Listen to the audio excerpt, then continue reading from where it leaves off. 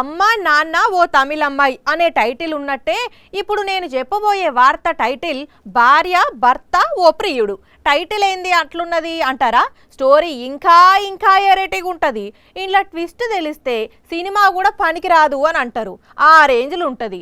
ఇంకా నేను ఇట్లానే చెప్పుడు కాదు కానీ డైరెక్ట్ చూసేయండి. ఇగో ఈమె ఈ ఎర్రంగేసుకున్న ఆయన భార్య, ఈ మెడల దండేసుకున్న ఈయననేమో ఈమె గారి ప్రియుడు. ట్విస్ట్ మామూలుగా లేదులే. ఆ కట్టుకున్న భర్తను మనసు పడ్డ ప్రియుణ్ణి ఇద్దరిని ఒక్క కాడికే తీసుకొచ్చేటట్టు చేసింది ఈమె. ఉత్తరప్రదేశ్ రాష్ట్రం సంత్ కబీర్ జిల్లాలో జరిగిన స్టోరీ ఇది. భర్త పేరు బబ్లు, ప్రియుని పేరు వికాస్, ఈమె పేరు రాధిక. అయితే ఉద్యోగం పని మీద బబ్లు భార్యకు దూరంగా ఉండేటోడట. సెలవులు ఉన్నప్పుడు ఇంటికి వచ్చేటోడట. ఇద్దరు పిల్లలు కూడా ఉన్నారు. అయితే ఈ లోపే లోకల్లో ఉండే వికాస్ అనే ఈయనతోటి వికాసవంతమైన లవ్ స్టోరీ మొదలు పెట్టిందట ఈ మేడం గారు.